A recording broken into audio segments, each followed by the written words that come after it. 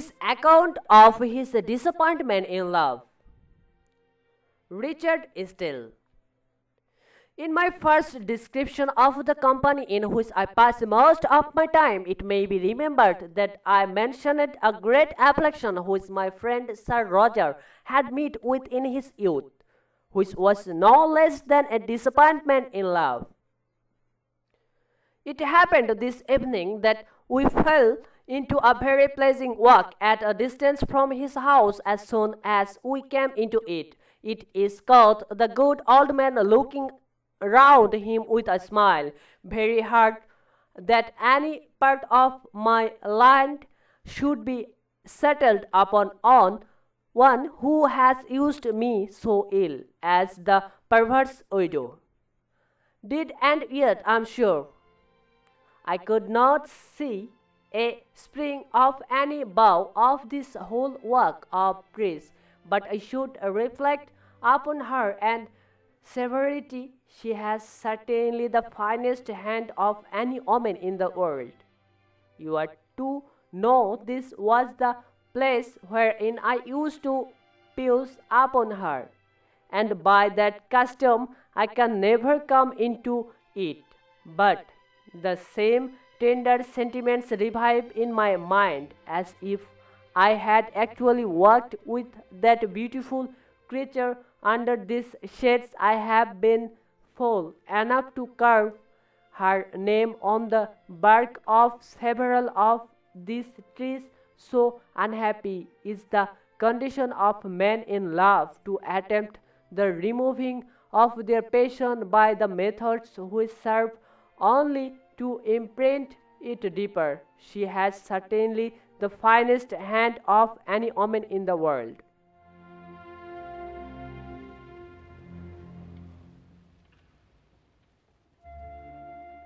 Here followed a profound silence, and I was not displeased to observe my friend falling so naturally into a discourse which I had ever before taken notice. He industriously avoided.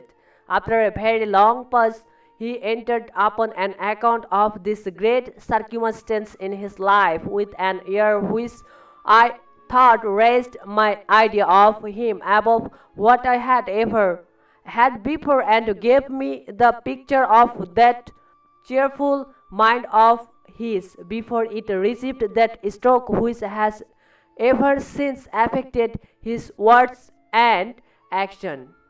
But he went on as follows. I came to my estate in my 22nd year, and resolved to follow the steps of the most worthy of my ancestors who have inhabited this spot of earth before me, in all the methods of hospitality and good neighborhood, for the sake of my fame, and in country sports and recreations for the sake of my health. In my 23rd year, I was obliged to serve as sheriff of the county, and in my servants, officers, and whole equipage indulged the pleasure of a young man who did not think ill of his own person, in taking that public occasion of showing my figure and behavior to advantage. You may easily imagine to yourself what appearance I made, who am pretty tall, well, and was very well dressed, at the head of a whole county, with music before me, a feather in my hat, and my heart's all beaten.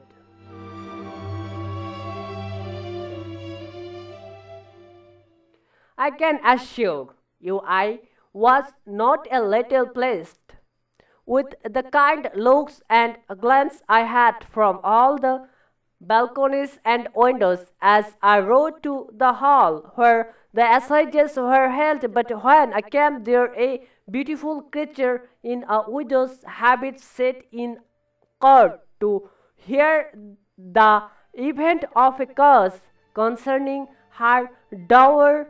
This commanding creature, who was born for destructions of all who behold her, put on such a resignation in her countenance, and bore the whispers of all around the court with such a pretty uneasiness, I warrant you, and then recovered herself from one eye to another till she was perfectly confused by meeting something so wistful in all she encountered that at last with a murmur to her she cast her bewitching eye upon me. I no sooner met it, but I bowed like a great surprised Bobby, and knowing her cause to be the first which came on, I cried like a captivated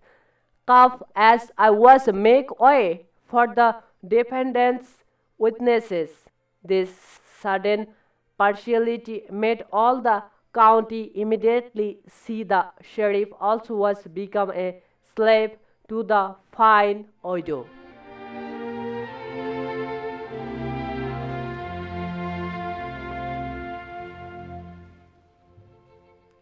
During the time her cause was upon trial, she behaved herself, I warrant you, with such a deep attention to her business, took opportunities to have little ballets handed to her counsel, then would be in such a pretty confusion occasioned, you must know, by acting before so much company, that not only I, but the whole court was prejudiced in her favor, and all that the next heir to her husband had the urge was thought so groundless and frivolous that when it came to her counsel to reply, there was not half so much said as every one besides in the court thought he could have urged to her advantage.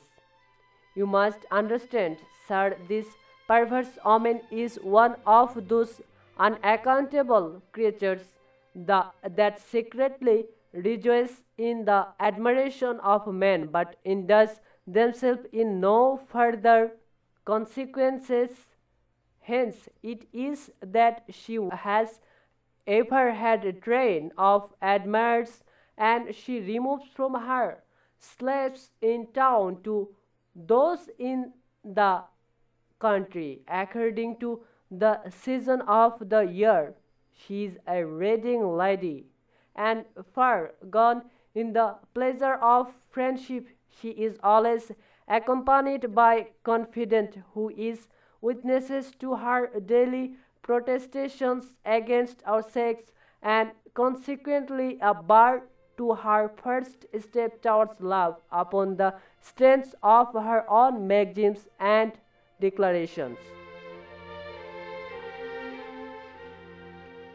However, I must needs say, this accomplished mistress of mine has distinguished me above the rest, and has been known to declare Sir Roger de Coverley was the tamest and most human of all the broods in the country. I was told, she said, so by one who thought he rallied me, but upon the strength of this slender encouragement of being thought less detestable, I made new liveries, new perit my cause horses, sent them all to town to be beaten, and thought to throw their legs well and move all together before I pretended to cross the country, and wait upon her. As soon as I thought my retinue suitable to the character of my fortune and youth, I set out from hence to make my addresses. The particular skill of this lady has ever been to inflame your wishes, and yet command respect to make her mistress of this earth. She has a greater share of knowledge, wit, and good sense than is usual even among men of merit. then she is beautiful beyond the rest of women. If you won't let her go on with a certain artifice with her eyes and the skill of beauty, she will arm herself with her real charms and strike you with admiration instead of desire. It is certain that if you were to behold the whole woman, there is that dignity in her aspect, that composure in her motion, that complacency in her manner, that if her form makes you hope, her merit makes you feel, but then again, she is such a disparate scholar that no country gentleman can approach her without being a jest. As I was going to tell you when I came to her house, I was admitted to her presence with great civility. At the same time, she placed herself to be first seen by me in such an attitude as I think you call the posture of a picture that she discovered new charms, and I at last came towards her with such an awe as made me speechless.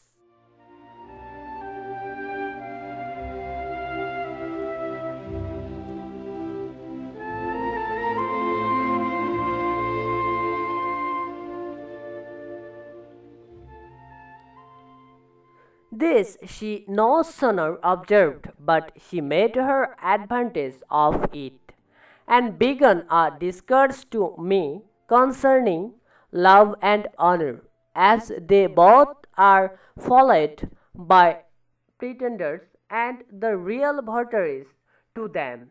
When she had discussed these points in a discourse which I verily believe was as learned as the best philosopher in Europe could possibly make, she asked me whether she was so happy as to fall in with my sentiments on these important particulars. Her confidence set by her and upon my being in the last confusion and silence. The malicious aid of hers turning to her says, I am very glad to observe Sir Roger pauses upon this subject and seems resolved to deliver all his sentiments upon the matter when he pleases to speak. They both kept their countenance, and after I had sat half an hour meditating how to behave before such profound casuists, I rose up and took my leave. Chance has since that time thrown me very often in her way, and she as often has directed a discourse to me which I do not understand. This barbarity has kept me ever at a distance from the most beautiful object my eyes ever beheld.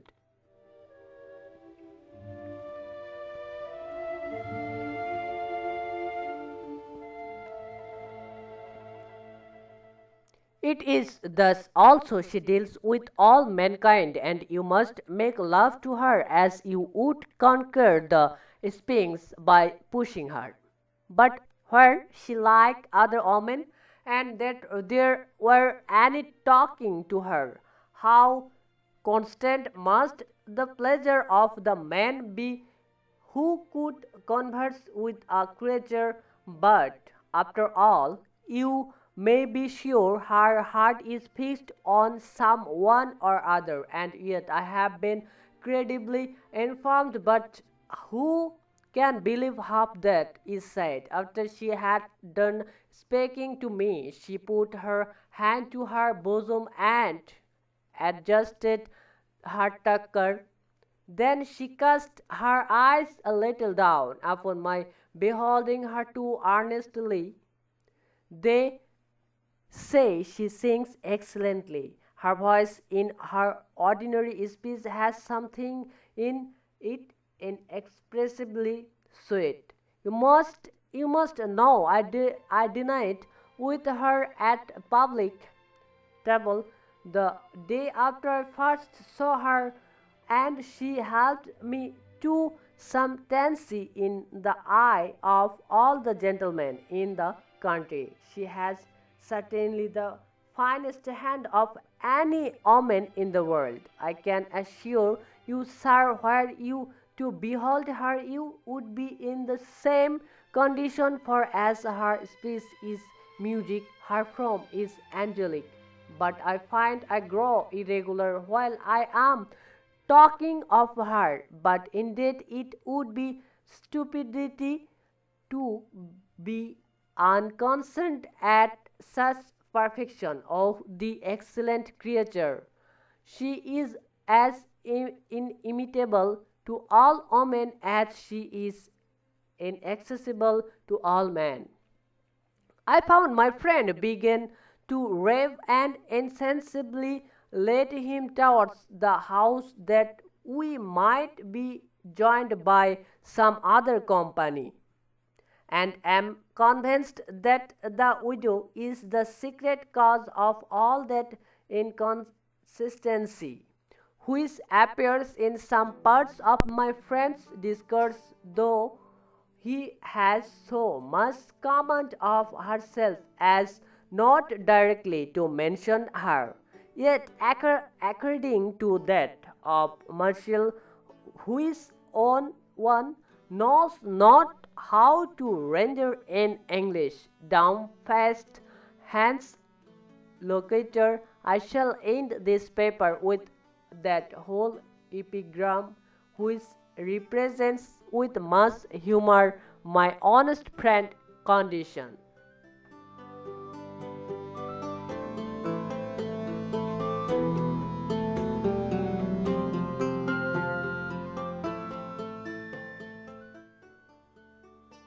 Quiquet as it refuse nail is nisi navia rafu sai godet sai felt sai taket, hence locator quinant profinant prosit negat anonoid ana est navia sai non sit navia martets. Let refuse weep, rejoice, stand, sit, or walk still. He can nothing but of Nevia. Let refuse weep, rejoice, stand, sit, or walk still. He can nothing but of Nevia talk. Let him eat, drink, ask question, or dispute. Still he must speak of Nevia or be mute. He read to his father, ending with this line: I am my lovely Navia, ever thine.